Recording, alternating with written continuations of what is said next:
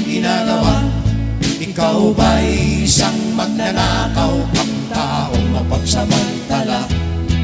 Hindi nagpapapawis, hindi lumuluha, ginagamit ang galing sa hindi tamang gawa.